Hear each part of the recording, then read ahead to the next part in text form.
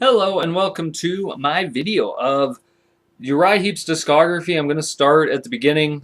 Album number one, Very Heavy, Very Humble. Now, for future videos, this isn't going to be one long-ass video because I think that'd be way too long, and let's face it, I don't think people want to sit here for hours hearing me talk about Uriah Heep. But I think I won't do the live albums. I might not, I'm not sure. I might not do the solo work or the side projects, but I'm not sure yet. So I'll just see how this goes. Very Heavy, Very Humble, recorded July 69 to April 70, was originally supposed to be a Spice album. Got released June 1970 on Vertigo Records. The lineup of Uriah Heep at this point, which does change, and you'll see what I mean by this. David Byron on vocals, in my opinion, one of the best vocalists I've ever heard. Ken Hensley on piano, organ, and slide guitar and vocals. Ken Hensley is one hell of an underrated slide guitar player. And hearing his slide, it's very distinctive that it's Ken Hensley when he does it. Mick Box on lead acoustic guitars and vocals. Mick Box, fantastic guitar player. The Wizard of the Wah. Paul Newton on bass and vocals. Paul Newton is a solid bass player. Like, he did last 3 albums, so the first 3 you're going to hear is Paul Newton on bass, and then they get a fantastic bass player. And then a bunch of drummers. Now, this is something I've always wondered about Uriah Heep, why they could never find at least a permanent / solid drummer for their band up until Demons and Wizards once they got Kerslake in the band. It felt like they were always searching for that drummer. Now, this album is, as I said, was originally intended to be a Spice album, but after Ken Hensley joined, they decided to rename it Uriah Heep, which I think was actually a good idea. Spice almost sounded kind of too 60s. Now, at the time of the recording, I felt the music industry was starting to change. It was starting to go a lot more proggy in a way, longer song lengths and that. So, yeah, let's get into it. The album starts off with the song Gypsy, which is a Uriah Heep staple even to this day. One of their first singles off this album, I believe this and Come Away Melinda were, or either this or Birds of Prey also. This song is fantastic. You have David Byron's vocals, Ken Hensley on organs. It was written by David Byron and Mick Box.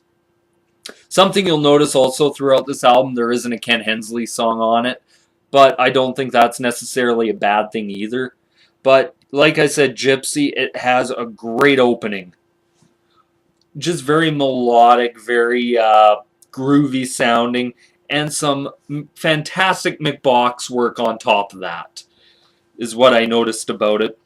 Then it breaks into, so you start having that keyboard, then it sort of brings out the band. When I seen them live, they use this, and this is how they introduced, like, they had the keyboardist come out first, then you started seeing the band come out as well. But this song, man, it's great, and then it goes into what I call the staple, the Uriah Heep riff. The dan, dan, dan, dan, dan, dan, dan. It's that Uriah Heep riff that I just love so much that it's very simple. It's not very complicated, but it just makes you want to bang your head to it. And it's good. Also about this song, you had some fantastic David Byron vocals on this song. Like, fell in love with the Gypsy Queen. This was 17.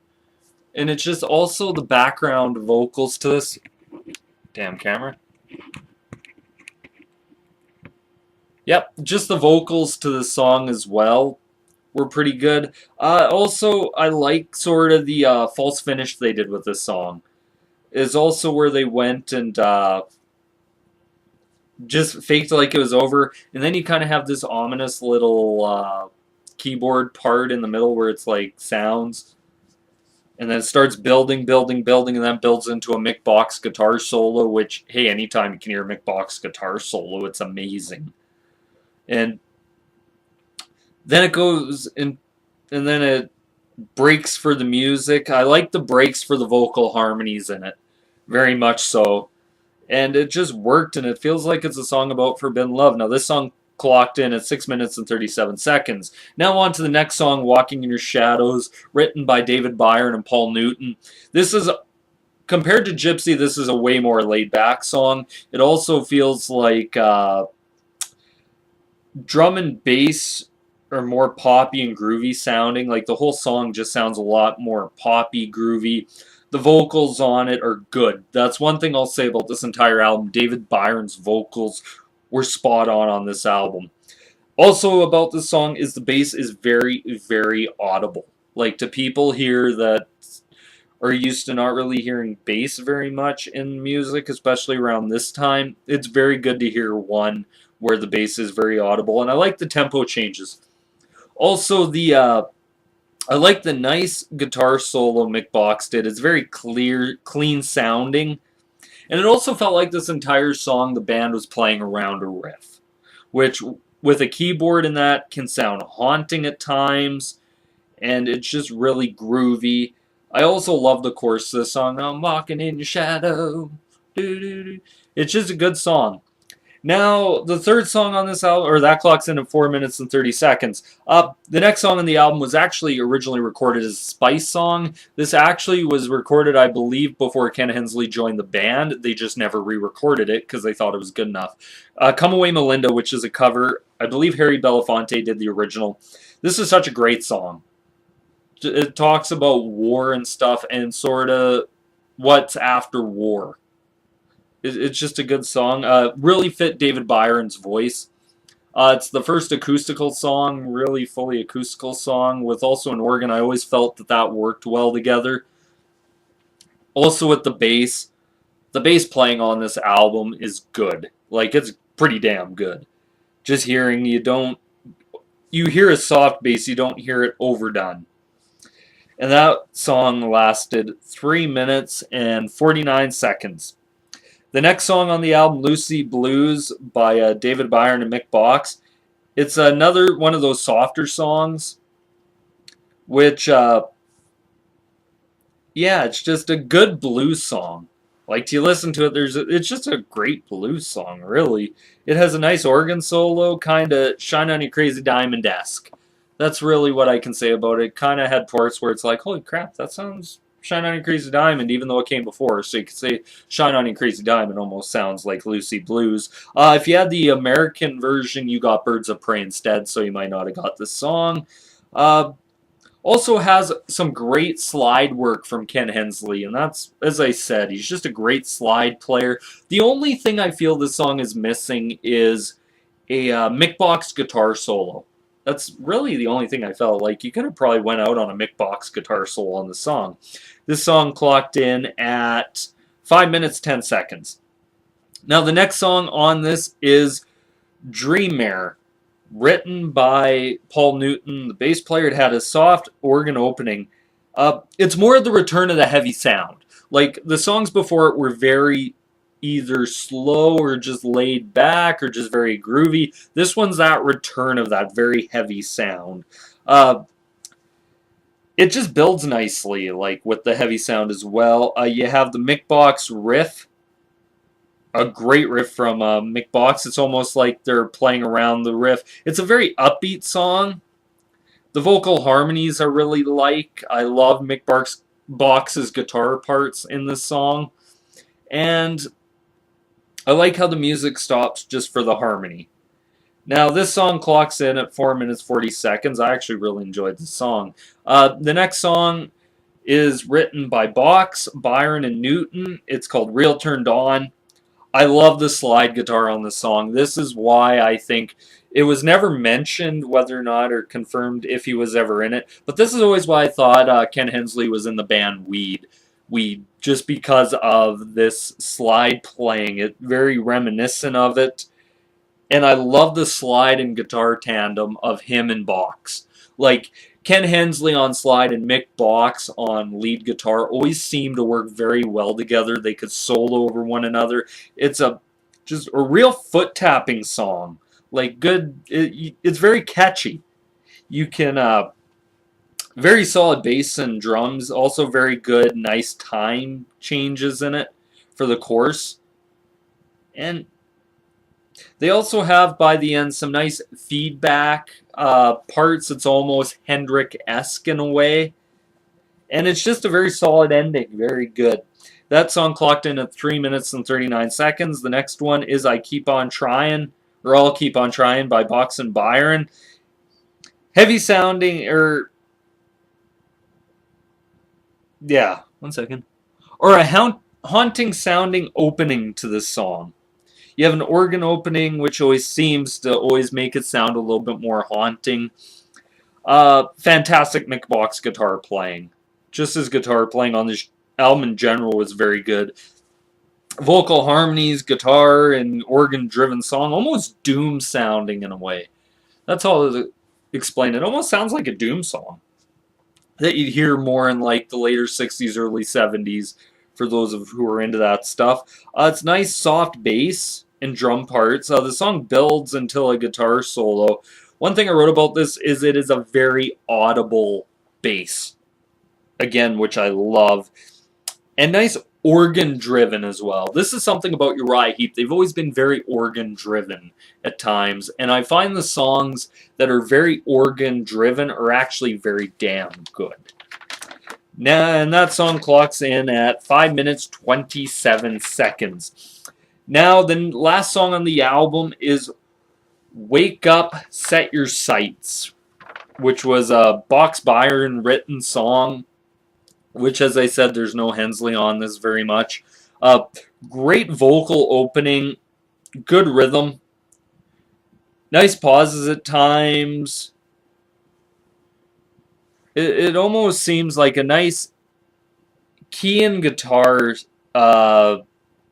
coming together. Like you can hear Mick Box and you can hear Ken Hensley, or actually the other guy who did keyboards on this as Spice, because this is actually another Spice song that just got pretty much thrown on the album for Uriah Heep. And it also works, and you also have these soft dreamlike sections. The middle almost seems like a soft dreamlike section, and a nice solo by Mick Box. Now, what I can say about this song is it also is very lyrics are very haunting, very poignant.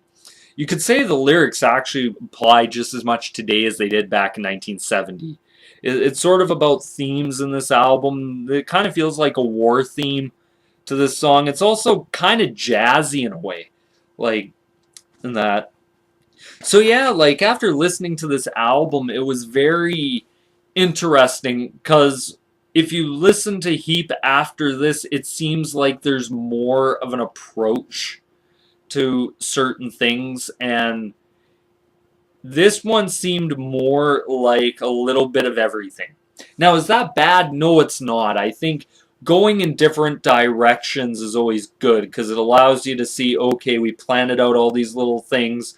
Let's see where they go. Now, as I said, music was changing. I think by the next album, they almost went a little proggy. I'm not sure if that you could say it's a bad thing that they went more prog, but it also, you can tell that the band was starting to find themselves by that album. This one, critical reception to it, and this is something I have to mention here. Uriah Heep has never really been loved by the press. Even back in the day. Like, you think about it, I could say Uriah Heep is actually a more commercial version of Deep Purple that just never got the respect. And you look even at the English media, what they did, they kind of shit on Led Zeppelin, and Led Zeppelin went to the United States, and the Americans loved it.